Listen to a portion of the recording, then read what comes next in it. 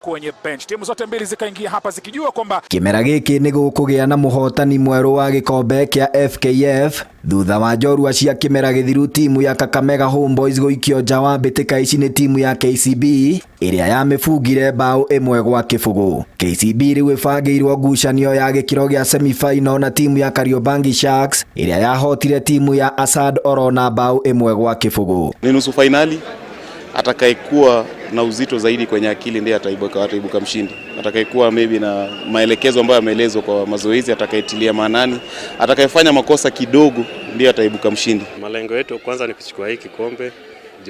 Hiyo ndio main target yetu as a team. Na tuko na imani tunaenda kuiwahi. Tuna deserve kabisa asa kulingana na management yetu kuanzia kwa ofisi mpaka wachezaji tuna deserve. Sioni kitu inaweza tuzuia. Timu ya Police iria yaikirie nja Sofapaka na bao inya gwa kibugu riu ikamatha tigiti wa kuingira final riria igacemania na timu ya AFC Leopards iria yahotire timu ya Compel FC na bao 3-1. Nyabara a timu ici igiri makiuga itanya ni kuinukia gikombe giki thutha wa kurwo ni kiria kia ligi ya FKF gia kimera giki.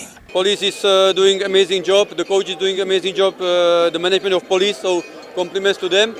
So it will be a great game for all country, not forgetting about the KCB and Sharks, but I think that this Police and AFC Leopards will be big one. Kitu yetu sisi tulishaamua hiki kombe ndio yetu.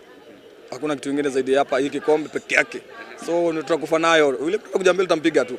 Najua sisi tuko finali. Muhotani wa mbitika ici akarirukia bendera ya Kenya macindano-ini ma CAF Confederations Cup kimera giukite. Handu-ini ha Inooro TV iharo-ini ritwa riakwa ni Captain Festus Lango. Mchezo kwanza mchezaji Harriet Mongai